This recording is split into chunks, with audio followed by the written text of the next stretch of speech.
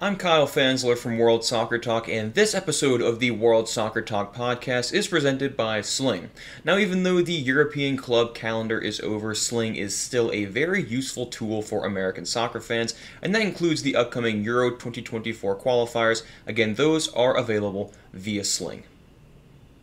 Destination European Nights is Paramount Plus's latest documentary that features Spanish journalist Guillem Balaguer traveling across Europe, getting the full picture of what soccer means to every single country in Europe, and that includes countries such as Israel, Finland, Georgia, you name it, including those cathedrals of the sport. And today I have the real privilege of talking to journalist Guillem Balaguer on that documentary.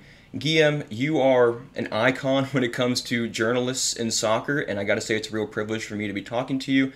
And just my first question is about this documentary. You're well known, especially in the United States, for your Champions League coverage, and you're always pitch side at these major stadiums. But the documentary goes well beyond just those major clubs, if you will. You're traveling to, I already mentioned, the likes of Scotland, Israel, Finland, Kvicha Kvartshelia's Georgia. Tell me about what it's like to travel to all those countries and really capture the culture and the entire energy of the sport. Hi, Kyle, and thank you for your kind words.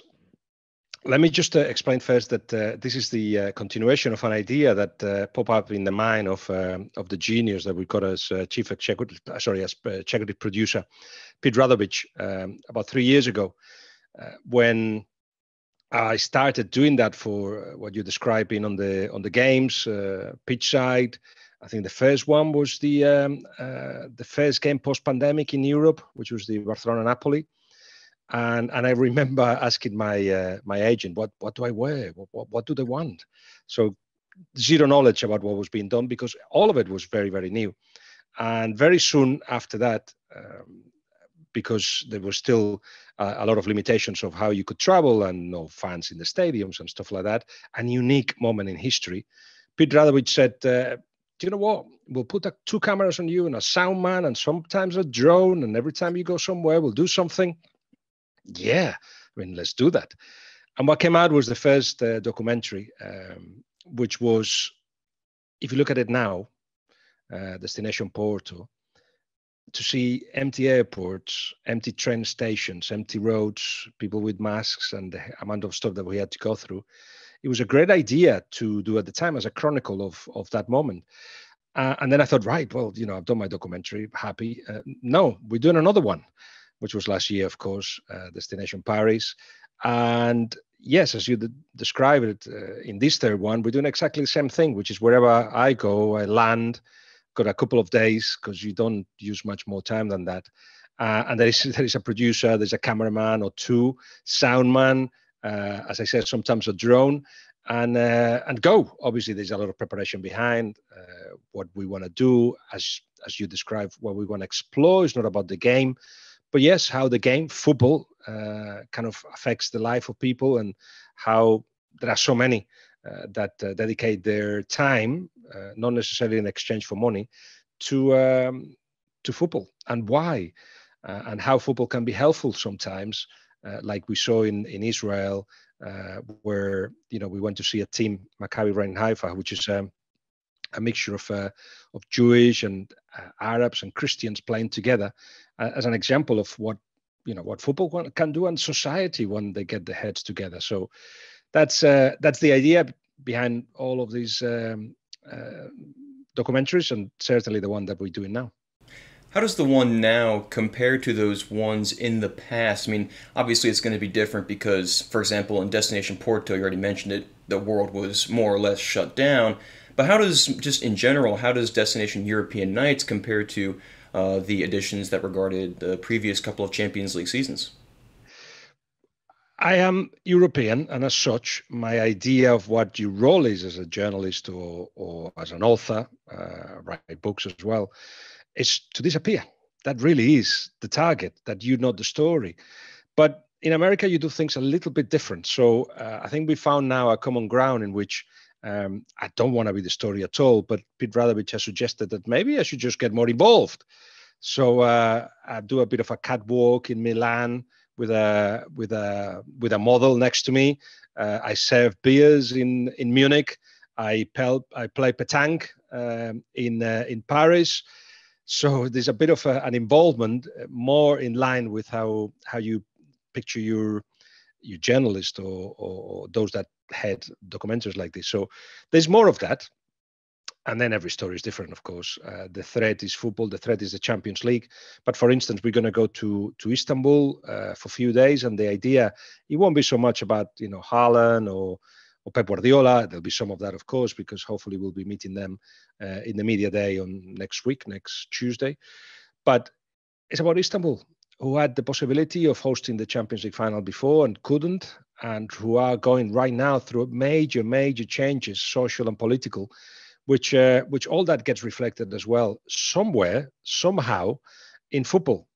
Now, don't ask me more about it, because we're trying to find out what that link is, or what is the possible links that we want to explore. And then, because there is that as well, people think a documentary is like years of preparation. But I think this what makes this one a bit special and different and sharp is that we think of it a week before going, and then we have to put it all together. And by the way, if we get in that place and we haven't got the person, or the person is not the right one, having spoken to him, let's find somebody else. And that really is exciting and part of what we're doing. I'd imagine it's pretty incredible to travel around all these countries and serve beer in Munich and go on a model walk in Milan. But I want to ask you, as a journalist and just as a person, are there any inherent challenges that you think you face because you are doing all these travels and going to different countries? And it's hard for me to say as an American, because Europeans, they are so kind of connected in their own different cultures.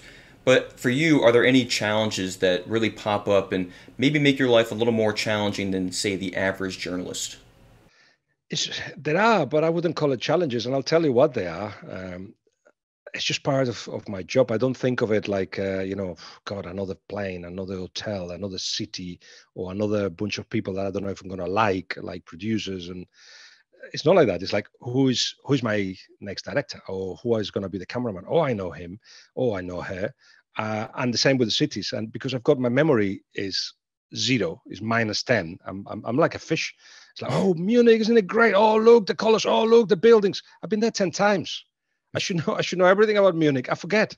So for me, it's like a new discovery every time.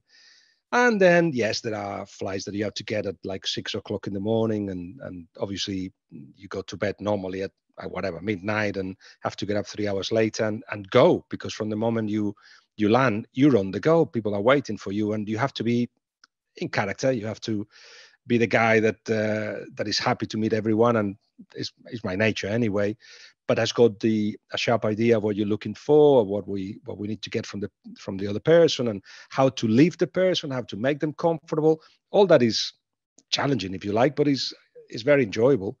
As long as, I don't know if people are going to find this interesting or not, but as long as I have a seat 1A, fast track, and priority, I'm the happiest man in the world.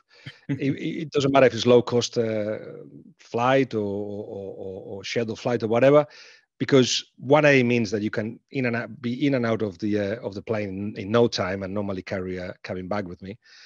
It means also you can stretch your legs, and normally my deepest sleep tends to be on a plane. Come really refreshed from my trips. And fast track, you avoid a lot of, especially with a cabin bag that you have to open, and you've got your creams and whatever. Fast track allows you to do that all very quickly, and instead of being an hour queuing when you slept 3 hours, is not fun. But that's it. I mean, we get to always go to a restaurant. That's one of my I didn't demand this, but somehow it's been introduced as part of the tradition. Find a restaurant with local food, where local people will go and explore that side as well. And from there as well, there's been conversations that we've used for the documentary. I want to tap into that memory that you said might not be the strongest, but all these restaurants, these different cities, different experiences that you've had. I want to press you, which one of these, and it doesn't have to be one from this edition of the Destination series, I'm curious if you have a favorite city or favorite country, maybe even like a favorite club within a city that you really have grown fond of over the years. I love the food in Italy. I love the organization in Germany. I love the chaos, but also goodwill of the people in Spain. I think when you go further away from the heart of Western Europe, if you like, is when you get to see a world that surprises you and that's not your usual. Moldova, or when we went even to Israel, which I've been different few times, but to actually find out, as I told you earlier, about how football is run there, I was really interesting how, and other things come out of it, and that also what makes those trips interesting. It's not just the place; it's who you meet, and to meet the CEO of Maccabi Ren Haifa, for instance, and then having him on the phone every 2 days because he knows that I'm going to help him maybe get 1 or 2 players that perhaps he didn't have access to. That also enriches the whole trip. I wouldn't have one particular place. I just love what I do, and I'm lucky to be able to do it. Meanwhile, or at the same time as I'm, with the BBC doing radio shows or podcasts, or you doing my own podcast or preparing books, so all that is. If the next question is how you organize yourself, don't ask it because I just don't know how to put it all together. Just basically a calendar that's full up every day. But because I love it, it keeps you going. I think something that I find really interesting about you, Guillem, is your relationship with athletes, and I'm going to harken back to last season's Champions League final. You were having a conversation with Karim Benzema, and you asked him about Micah Richards, and I mean it's good quality content, especially for people watching from across the Atlantic Ocean, just be able to see a personal relationship with these people that we only see on TV. So I want to ask you, do you have a favorite soccer player that you have a friendship or relationship with? Or is it just kind of you have that colloquial ability with virtually everybody you talk to? First of all, let me say that I find fascinating the approach that Pete Radovich has put into the whole coverage of the Champions League and how it allows you to be yourself. Go back to when I was mentioning, what do I wear? My agent said, "Oh, go with tie and white shirt and suit." And okay, I did that and felt so uncomfortable. And after that, I started using my own clothes, and it was like, yeah, be yourself. Oh, okay. I've been in Sky, I've been in the BBC. They don't always invite you to be yourself. But secondly, they create this atmosphere in which you're not working and you're relating to people as friends, if you are friends, or at least as people you can get more personal with. And that goes in because I've done it. That's part of my trick, if you like, in my life. I develop a relationship with people in which you end up telling the world 20% of what you know, and they grow to like you, and you end up, I don't know, I've been presenting commercial events with Messi for many years. I've done the same with Cristiano Ronaldo and a few others. So you develop relationships, but actually I've always, in front of camera, done something that's a bit more personal, including in the Flash Zone interviews, because I think it's good television, but not everybody has used it. And I tell you, CBS has definitely gone for it big time, which I like. And yes, I've been at the job for 30 years. Some of these guys that I'm talking to now, I don't know, Jack Grealish, for instance, in recent times, he's watched me on television when he was a kid. So I was in Sky, doing Sky Sports in the UK, doing Spanish football for many years. And he used to watch it and fell in love with the Spanish football through it and through the stories I would tell him. So you can see straight away, oh, hello. It's like, Jack, I'd never met you in my life. But if you sense that, then you go straight in, oh, are you okay? Are you going to sleep after the game? But that becomes part of the interview and you get a completely different angle, and why not? So the fact that it's allowed and the fact that, yes, that our relationships are there, it's something that we use in really well. And in terms of favorite, if I tell you a couple of names of people I'm very, very, very, very close to, it may affect what people think what I say of them. Because it has no relation, but you know what it's like. If you say I'm friends with, that's it.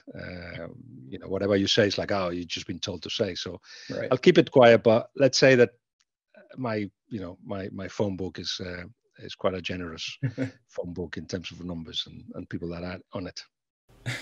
Well, Guillem, on the topic of CBS's coverage, and I've talked to Pete Radovich before about the crew that he assembled for its Champions League coverage.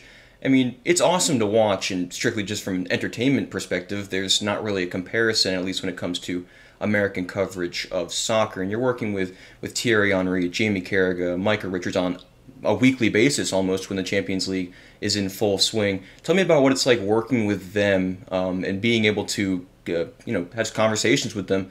Like I say, whenever the Champions League is on. Add Kate Abdo there. And Kate Abdo, she's exactly. absolutely Yeah. crucial for the atmosphere that she creates. She disappears, as I was saying earlier. She disappears, but she's been asked to be more herself and be a bigger part of the show. So she goes that way. But she's very sharp and intelligent, and she's got that little bit of insecurity that makes you good because you keep at it. And you don't think you never got there, even though she's presented Ballon d'Ors and FIFA awards and all kinds. But she's brilliant, you have to say. We've got a really close relationship. I love her to bits. And with the three guys that you mentioned, with Mike has been interesting because we throw each other darts through the camera, and when we see each other, we just give a big hug. And but yes, there is there's this conflict about fashion. He thinks he's fashionable. I think I am, and it goes on like that. The joke continues. With Jamie Carragher, I've known him for many years. He helped me with my first book, As Season on the Brink, when I explained that first season of Rafa Benitez at Liverpool when they won the Champions League. And since then, we've been in touch and done a lot of things together. There is a respect, mutual respect. That, by the way, goes also for Thierry Henry. I sense his respect. He obviously gets mine. But the fact that I can mix with them and they treat me like one of them, I'll never forget. That's a privilege. I am very lucky to be seen in good eyes by these guys. I haven't played the game. Yes, I've written books. I've been on television for 30 years. I do my job. But in football, you know what it's like. If it's a very small world that you not easily get access to or accepted by. And I sense that that is there. And that's there. Again, this happens because of the top. And I have to mention Pete Radovich again, because if he doesn't create that energy, that sense, those vibes, it doesn't happen. They are good people anyway. The four of them are marvelous people. But they've been invited to be themselves and treat themselves with the respect that they are. And I'm just very thankful for it. I want to take a step away from the Champions League, and I want to throw you a little bit of a curveball here, and correct me if I'm wrong, but I believe you are the chairman of non-league side Biggleswade United, which I believe is in the 9th tier in the English pyramid. First of all, tell me about that and how you came into that role, and second of all, what's the most rewarding part about being the chairman of Biggleswade United? That you say it is such a wonderful thing to hear it say it with an American accent as well. Wonderful.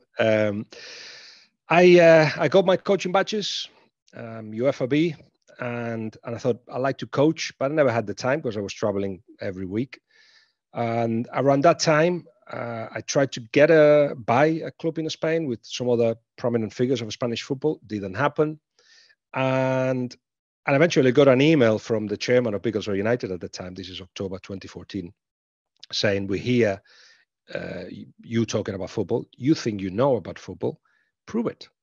And, you get a lot of emails from people and you don't always answer. And I have a filter. I tend to answer the 5th time they email me because that means that they really want me to be in touch with them. Right. Yeah. But in this case, I did it straight away. Chris Lewis. I said, Chris, can we go for a coffee tomorrow? And then I presented my project to him, what I would like to do with the club. I didn't even know which division we were in. And I went in with a lot of enthusiasm. And what has allowed me to do, and this is perhaps in fact, after this, I'm doing a board meeting by Zoom. So it is the thing that takes the most amount of time of my life. But I do it so happily because I've got a vision, an idea what I want to do, and I've implemented it for many years. We used to have 2 teams. Now we've got 9, and we cannot have any more, but we've got 2 senior women's, 2 senior men's. We've got an academy. We've got about 250 people involved, and there used to be like 5 volunteers when I first came in. We all go in the same direction, and that's the challenge that everybody gets excited about helping, but with the idea that this is a club that shares values, and it's not all about winning or becoming a Premier League club or a Premier League player. It's about representing the club well, and giving a good example to kids, and enjoying yourself, of course, and winning if you can, more often than losing. So all that is in place already. Every year, fighting to get sponsors to help us. Every year, looking for a new step, because I cannot stand still, and if I can, nobody around me can. And yeah, it's the best thing I do. It's the best thing I do when you see the under-8s or the under-9s playing in the way that we would like the first team to play, when we build from the back, when we have possession most of the time, when we want to be protagonists. That's one way of enjoying yourself, because I'm thinking, yeah, that's what I like my teams to play, and our teams play that way. But when you see everybody representing you well, and there's such a huge amount of good people, they're all good people at the club. It's an energy that comes to you. I get much more, but much more than I give the club, and I will continue to do so, of course. Right, Guillaume, well, I don't want to take up too much more of your time, but I did want to ask you one more question about Grant Wahl, who I know that you worked closely with, especially at the World Cup in Qatar, where he tragically passed away. Can you tell me about your relationship with Grant? I mean, you were two of the prominent soccer reporters in the world, Grant particularly here in the United States. I just wonder if you could tell me about your relationship with him, and what he meant to your World Cup, and really about your profession, if you will. Yeah, Amish Grant. He was originally a friend of a friend. It was Gab McCarthy that introduces another genius of writing and understanding the game. Put us in touch. We shared a house in Joburg for the South African World Cup, and since then we got in touch. When he will be in Spain or in Barcelona, we will meet. We will cross paths in every tournament. And for Qatar, we decided to actually share a house together with Raphael Honigstein and James Horncastle. Gab McCarthy was going to be there, but ESPN had him somewhere else. So I said to Grant, "Do you want to join us?"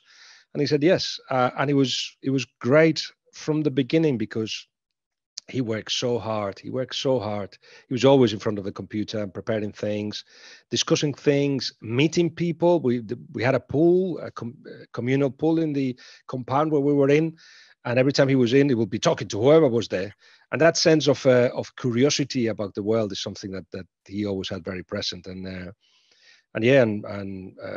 we headed to the stadium together when it all happened. And then there's a lot of confusion in your head, because these things are not supposed to happen for somebody like him, young, so prominent, so good at what he did, such a good person. But it did. And in terms of what happened after, we share a WhatsApp group with some of the people that with Gab, with some of the people that Grant worked with. And I think for all of us, it's been a very, very tough start of the year. I also lost Simon Hanley, who was a TV presenter for La Liga TV, 60-year-old, in December. So in a period of 2 weeks, two prominent people in my life kind of left.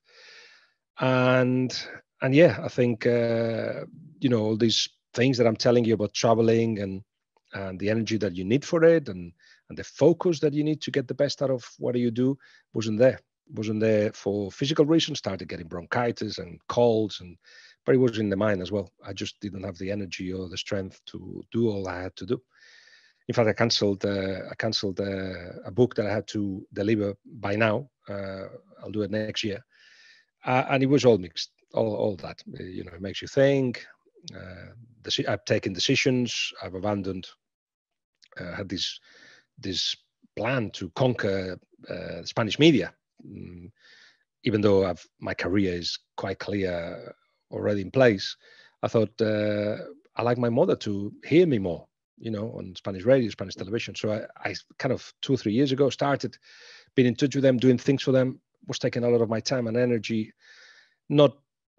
Don't like how the Spanish media is run at the moment. Abandon all that. And I'm thinking, you know what? Let's make sure that we balance life a bit better, which I'm trying to do. And that's one of the many, if you like, lessons of having lived close to Grant. Not my closest friend, but somebody that we admire each other and looked after each other big time. And then the things you hear about what he had been doing for years, looking after those guys that do the first podcast or the start a web page, and he always been there, and how well respected by the industry, is another sign of the magnitude of what he produced. All right. Well, he was certainly an icon here in the United States. I know that he was working on documentaries as well. But Guillaume, I think that's a good place to leave it, and I'll plug the documentary one more time that we're all looking forward to very much here, Destination European Nights, which comes out June 6th, just before the Champions League final this year. Guillaume, is there anything else you might want to share before we go? No, you just told me something I didn't know. So it's the 6th of June, is it? Okay. I believe so. Keep an eye on it. So, yeah. Thank you, Kyle. No problem. Right, Guillaume. Thank you for joining us. And like I said, we really look forward to the documentary. Cheers.